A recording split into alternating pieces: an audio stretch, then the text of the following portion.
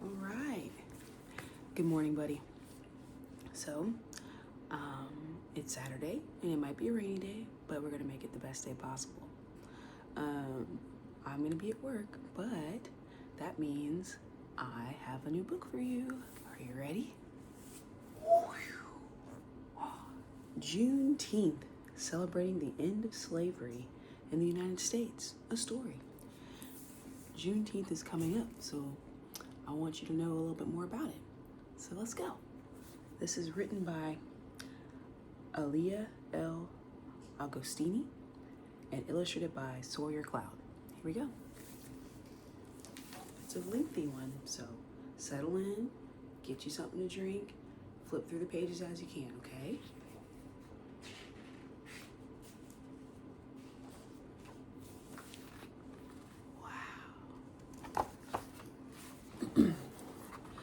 The story of Juneteenth started hundreds of years ago, before it was celebrated. On July 4th, 1776, Independence Day, America broke away from British rule and was finally able to bask in the light of freedom. But not everyone who lived there was that fortunate.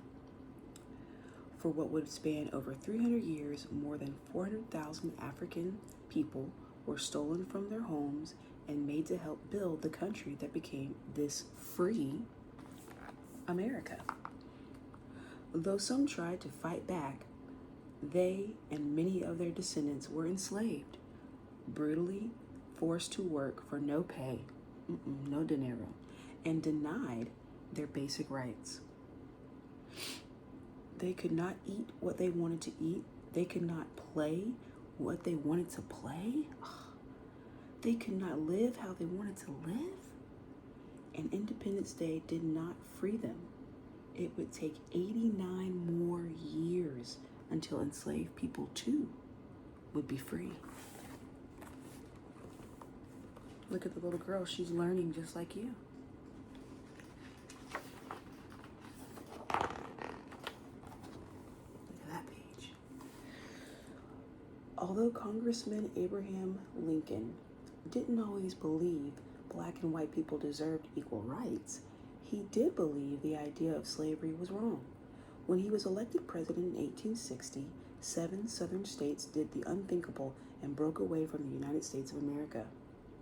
They left the nation to form a new country called the Confederate States of America, sometimes called the Confederacy, where slavery would remain legal. On April 12, 1861, the Civil War began. Southern states versus northern states. Confederacy versus Union.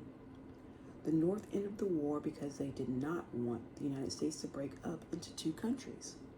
However, eventually, the war became a battle to end slavery.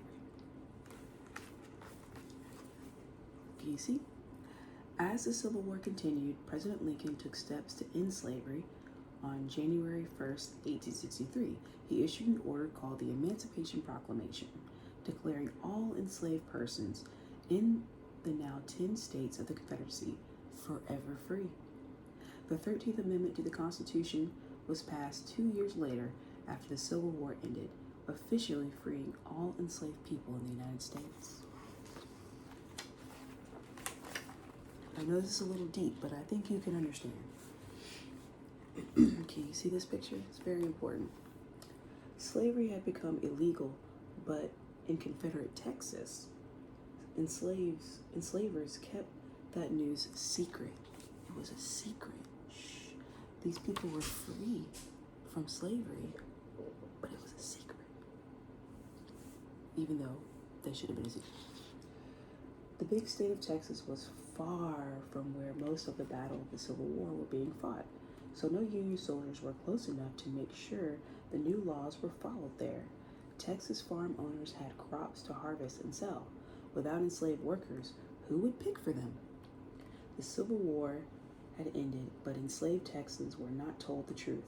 They continued working and became that they didn't know that they were actually free. So these people were free, but they didn't know it because their enslavers held it from them.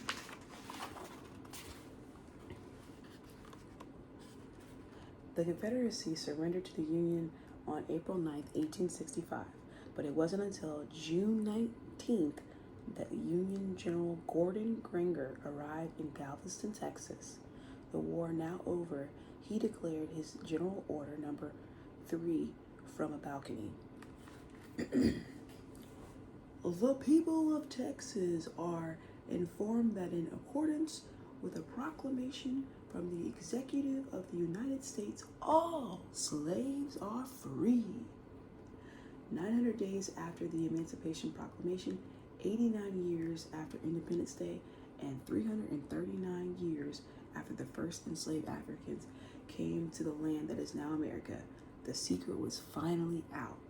Freedom now belongs to enslaved people too. Yes! Whoa, whoa, whoa, whoa, whoa, whoa, whoa.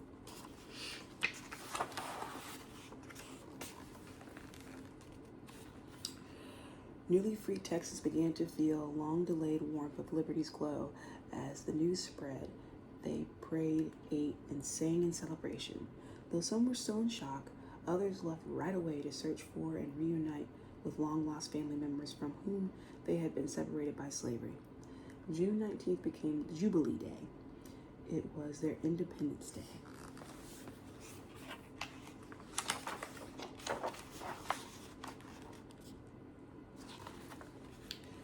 Starting in 1866, families and communities in Texas held the first yearly Jubilee Day celebrations. The next year, the Freedmen's Bureau hosted the first Jubilee Day held in the state capitol and taught formerly enslaved people about the privileges that freedom offered them.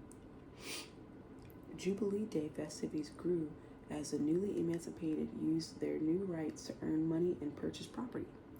They bought land and built parks like Emancipation Park in Houston, their own spaces where they could freely gather in their best clothes to barbecue, sing, dance, pray, play. At many Jubilee Days, the Emancipation Proclamation was recited so that everyone could reflect on the words that had changed their lives forever. Jubilee Day became Juneteenth, short for its date of June 19th.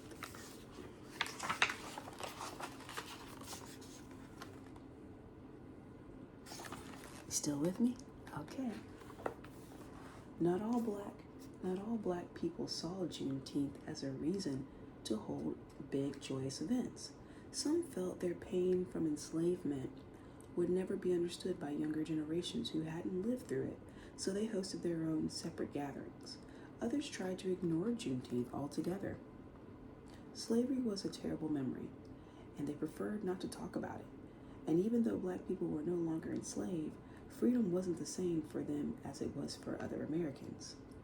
As the 1900s arrived, new laws spread throughout the South, limiting black people's rights and keeping black and white people separate. Called the Jim Crow laws, these rules made it hard for many black people to access to opportunities like good jobs and education. Black people couldn't even enjoy parks where only whites were allowed, forcing many Juneteenth festivals to be held far outside of town. Between the Jim Crow and major events of the early 1900s, like World War I and the Great Depression, Juneteenth began to lose its shine. During World War I, some people considered the celebration not American, a reminder of a sad time not worth talking about. And during the Great Depression of 1929 to 1939, people didn't have much extra time or money to use to host fairs and parties.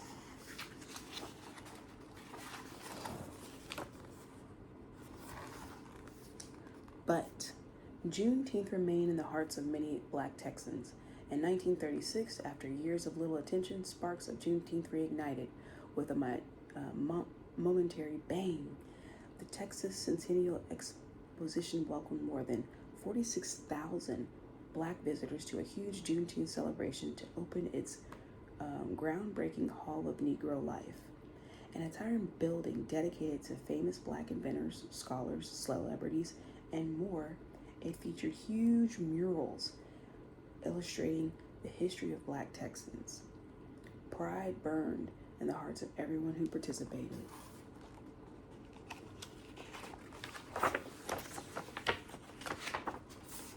Stay with me.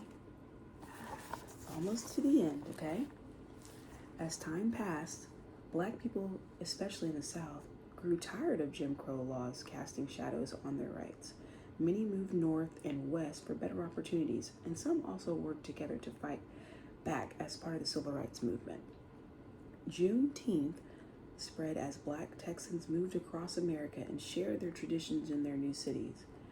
In the Civil Rights Movement, activists even made Juneteenth part of the 1968 Poor People's Campaign in Washington, D.C., a march for fair access to jobs and housing for people without them. More than 50,000 people took part, and many brought Juneteenth with them back to their homes and the country.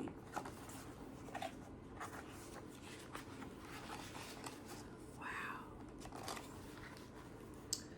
In the 1970s, as America prepared to mark 200 years of independence, many Black people remembered Frederick Douglass's words and realized something: their freedom was not 200 years old.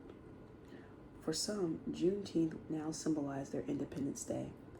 In Milwaukee, Wisconsin, Buffalo, New York, and many more cities well beyond Texas, new Juneteenth traditions came to life. Families reunited, learned about their heritage, paraded, barbecued, and celebrated together. Their festivals grew larger each year. In Texas, Juneteenth festivals continued, and some celebrations like Austin's, which had stopped for 25 years, were revived. And more than 110 years after the first Juneteenth, State Representative Al Edwards succeeded in making it an official Texas state holiday in 1979.